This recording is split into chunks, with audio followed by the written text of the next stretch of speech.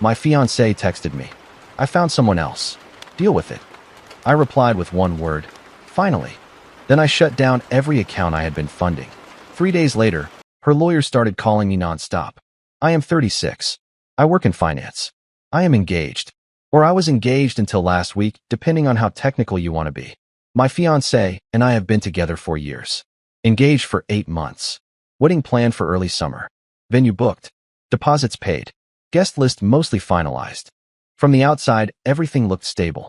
Inside the relationship, it was more like managed chaos that I kept mistaking for confidence. She has always had a sharp personality. Direct. Cutting. The kind of person who calls it honesty when it is really just impatience. Early on, I told myself that was part of the appeal. She was decisive. She knew what she wanted. She did not sugarcoat things. Over time, that sharpness turned outward toward me more often. Small digs dressed up as jokes.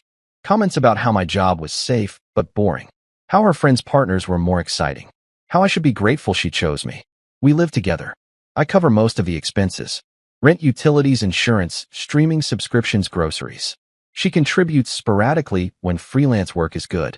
I did not love that setup, but I accepted it because we were building toward marriage. Or so I thought. 3 days ago, I was at work when I got a message from her. No build-up. No discussion beforehand. Just a statement. She told me she had found someone else and that I needed to deal with it. That was it. No apology. No explanation. Just dismissal. Like she was firing a contractor. What surprised me was not the betrayal. In hindsight, the signs were there. What surprised me was the tone. Casual. Almost smug. Like she expected me to react emotionally. Beg. Argue. Ask questions. I did none of that. I replied with one word. Finally. Then I stopped engaging entirely. No follow-up. No calls. No confrontation. Instead, I spent the rest of that afternoon doing something she clearly had not considered. I logged into every account I funded, and I turned them off one by one. When I say I cut off every account I funded, I mean everything that quietly kept her life comfortable without her having to think about it. I did not do it dramatically. I did not announce it. I did not threaten it. I just treated it like an administrative task that was overdue. Our joint checking account was first. I moved my paycheck reroute before the end of the business day and drained my contribution down to the exact amount that was legally mine. I left enough to avoid overdrafts for anything already pending. I am not reckless. I am precise. Then came the subscriptions. Phone plan canceled on my end and ported to a new number I control. Her phone stayed active for about 6 hours before service dropped. Streaming services logged out everywhere. Cloud storage downgraded. The gym membership I paid for froze automatically when the card declined. The car insurance was next. The policy was in my name. She was a listed driver. I removed her. Same with roadside assistance.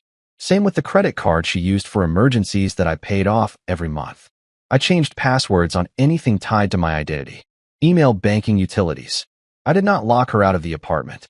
That would have caused unnecessary legal noise. I simply packed a bag and stayed with a friend while I figured out the next step. That night, she texted me again. This time the tone was different. Confused. Irritated. She asked why her phone was not working and why the grocery order would not go through. She added a comment about how this was immature and petty. I did not respond. The next day, she escalated. Multiple calls from unknown numbers. Emails accusing me of financial abuse. Messages alternating between insults and attempts at reason. She told me I was overreacting. She told me couples get through worse. She told me I was proving her point about my insecurity. Still, I said nothing. On the third day, I started getting calls from a number with a local area code I did not recognize. Voicemails asking me to call back regarding an urgent matter. Formal tone. Professional wording. That is when I realized she had shifted strategies. She had contacted a lawyer. The voicemail from the lawyer was polite in a way that immediately told me he had only heard one version of the story. He said he represented my fiancée in a domestic financial dispute and wanted to discuss urgent concerns about shared assets and abrupt withdrawal of support. That wording mattered. Shared assets. Support. I called back once. I kept it short. I told him we were not married. I told him there was no joint lease. I told him there was no prenuptial agreement and no written expectation of ongoing financial support. I told him every account I closed was in my name and funded solely by me. I asked him to clarify what legal basis he believed existed for his call. There was a pause. Not a dramatic one. A calculating one. He asked if I would be willing to meet to resolve things amicably. I said I was willing to communicate in writing only. He said his client felt blindsided and destabilized. I said his client had sent me a message ending our engagement and announcing a new relationship without discussion. I said my response was to disengage financially and personally. I asked again where the legal issue was. He did not answer directly. That afternoon, my fiancée sent me a long email. No insults this time. No bravado. She reframed everything. She said she never meant it that way. She said she was emotional. She said I knew she did not mean deal with it literally. She said she assumed we would talk. She said my reaction was extreme and vindictive.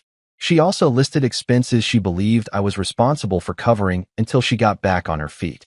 Rent, utilities, phone, groceries, therapy. She used the phrase transitional support. Reading that was the moment something clicked cleanly into place. This was not about heartbreak. This was about entitlement. I replied once. Briefly, I said the engagement was over. I said there would be no further financial support. I said all communication should go through her lawyer. Then I blocked her number again. Within an hour, the lawyer called back. His tone had changed. The lawyer called back sounding careful instead of confident. He asked if I had time to talk now. I said no and asked him to email his concerns. He did anyway a few minutes later. The email was shorter than I expected. No demands this time. Just questions. Clarifying questions. About the lease. About the accounts. About whether I had ever promised continued support in writing. About whether any of the wedding expenses were refundable. That shift told me everything. He had looked at the situation and realized this was not leverage. This was noise. Around the same time, I heard directly from her again. She used a friend's phone to message me on social media before I blocked that too. The tone was aggressive again. She accused me of trying to ruin her life. She said I was punishing her for being honest. She said real men do not abandon women when things get hard. I did not respond, but I did take screenshots. I have learned that when someone starts rewriting history, you document quietly. That evening, I went back to the apartment while she was out. I took only what was mine. Clothes, documents, electronics. I photographed every room before I left. Clean. Undamaged. Exactly as it should be. I left my key on the counter. The next morning, her lawyer emailed again. This time, he said his client wanted to explore mediation rather than escalation. That phrase made me laugh for the first time in days. There was nothing to mediate. There was no shared future to negotiate. I replied in writing. I reiterated that the engagement was terminated by her message. I stated that no marriage occurred. I stated that no joint assets existed. I stated that I would not be participating in mediation and that any further contact should be limited to written communication regarding property retrieval if needed. 2 hours later, she lost it. She sent a final email from her own account before I blocked that too. It was long, bitter, accusatory. She told me I was heartless. She told me the new guy would never treat her this way. She told me she expected better from someone who claimed to love her. What she did not realize is that the moment she said I found someone else deal with it, she stopped being my responsibility. The first bill she actually saw was the rent reminder. Not an eviction notice. Just the automated email asking for confirmation of payment. She forwarded it to me with a message that said, "This is due tomorrow, what are you doing?" I did nothing. The second hit was her car. She called a mutual friend in a panic because the insurance app would not load and roadside assistance said she was not covered. She had assumed coverage was just something that existed like air. She did not realize it was something I maintained. By the end of that day, the tone shifted from anger to fear. She emailed her lawyer again, asking what her options were. He responded by asking for documents she did not have. Lease agreements, shared account statements, written promises. There were none. The new guy disappeared quietly. I only know because she accused me of poisoning him against her in one of the last messages that slipped through before I blocked everything. I had never spoken to him. He just met the version of her that had no financial safety net and decided it was not his problem. Her lawyer tried once more, this time asking if I would consider temporary assistance to avoid hardship. I replied with a single sentence. There is no legal or moral obligation for continued support after termination initiated by your client. That was the end of the calls. A week later, I heard through someone else that she was moving out. Not upgrading. Downsizing. Crashing with a friend while she figured things out. Selling items she once mocked me for being frugal about. The irony was not lost on me. I canceled the wedding officially that afternoon. Lost deposits. Took the hit. Clean break. Worth every dollar. I did not feel victorious. I felt calm. Clear. The kind of calm you get when you stop arguing with reality and start aligning with it. What she tried next was public pressure. I woke up to messages from people I barely spoke to anymore. Her cousin, an old coworker of hers, one mutual friend who suddenly wanted to check in and understand both sides. That phrase is always a tell. It never means neutrality. It means someone has been given a version that requires reinforcement. She posted vague things online about abandonment and betrayal. Nothing with my name attached. Just enough for people who knew us to connect dots. Strong woman quotes. Posts about men who cannot handle honesty. Stories about rebuilding after emotional abuse. I did not react. I did not comment. I did not defend myself. Silence does more damage to that strategy than any argument ever could. Then she escalated again. She emailed my parents. Not to insult me. Not to accuse. To appeal. She wrote about how much she loved me. How confused she was. How she never meant for things to end like this. How she hoped they could talk sense into me. My mother forwarded the email to me with a single line asking if I was okay. I told her yes and explained everything plainly. No emotion. Just facts. She replied that she was proud of me for standing firm and that my father would have said the same thing. That door closed quietly. The final attempt was legal sounding, but empty. A letter drafted by her lawyer, but clearly driven by her panic. It outlined emotional reliance and implied expectations without making actual claims.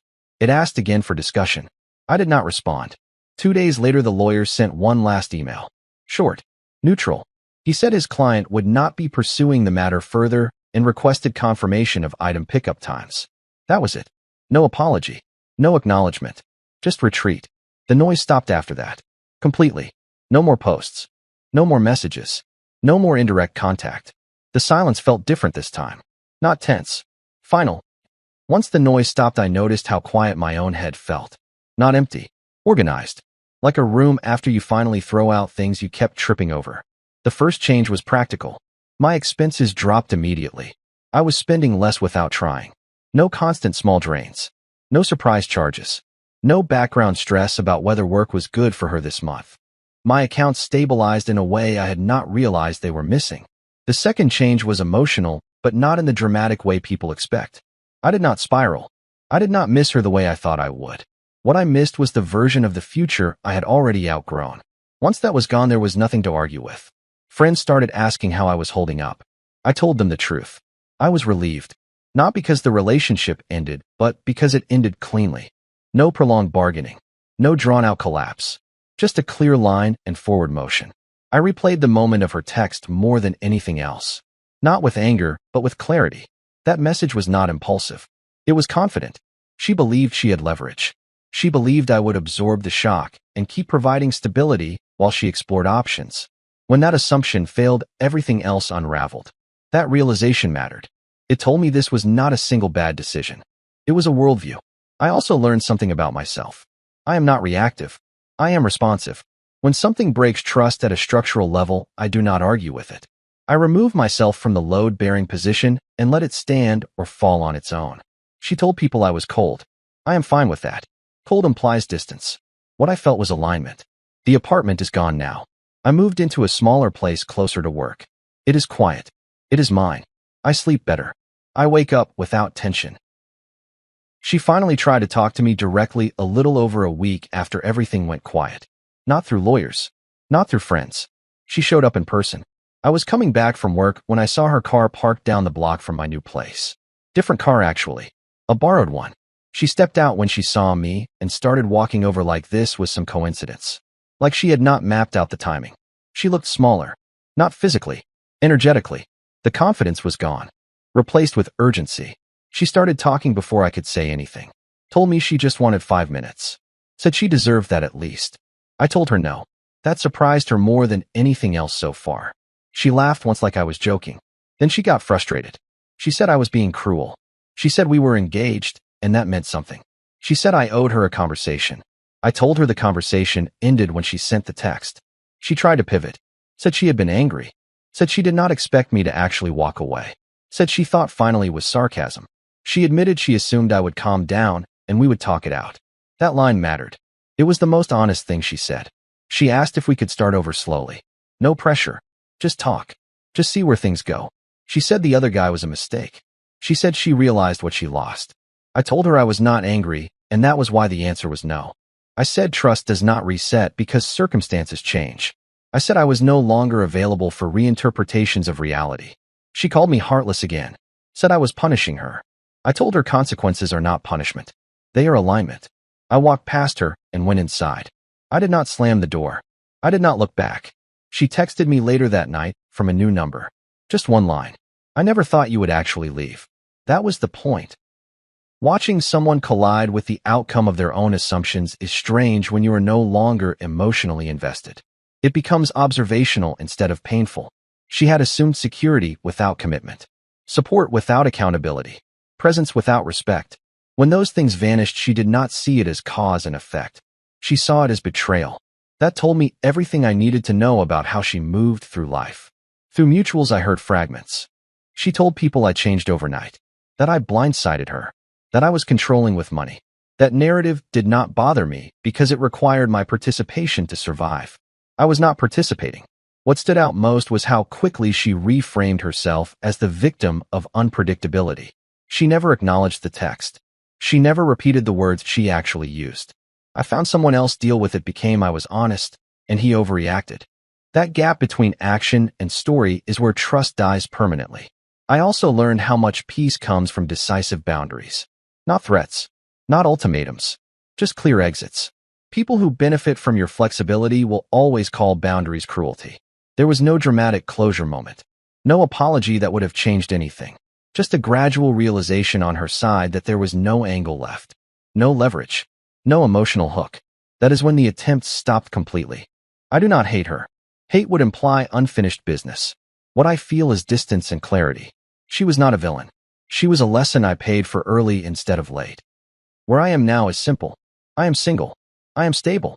I am not confused about what happened or why it ended. That matters more than being comfortable. The wedding money is gone. Deposits lost. I accepted that immediately. Money recovers faster than trust ever does. I consider it tuition. I paid to learn something before it cost me years instead of weeks. I changed my routines, focused on work, reconnected with friends I had drifted from while trying to maintain balance for two people. I did not rush into anything new. I did not need to replace what I removed. The space itself was the reward. She has not contacted me again. Not directly, not indirectly. The silence stuck this time because there is nothing left to test. No soft boundary, no emotional backdoor, just absence. That is the cleanest ending I have ever had. If you are reading this and thinking walking away like this sounds harsh, let me be clear. What ended the relationship was not my response. It was her certainty that she could discard me without consequence and still keep the benefits. I did not punish her. I stopped subsidizing disrespect. Love without respect turns into obligation. Obligation without choice turns into resentment. I refuse to live in that middle space. The aftertaste of this is not bitterness. It is clarity. I now know that when someone tells you exactly how little they value your presence, you should believe them the first time and respond accordingly. I did not raise my voice. I did not argue. I did not beg. I simply aligned my actions with reality and stepped out of the way. And that was enough.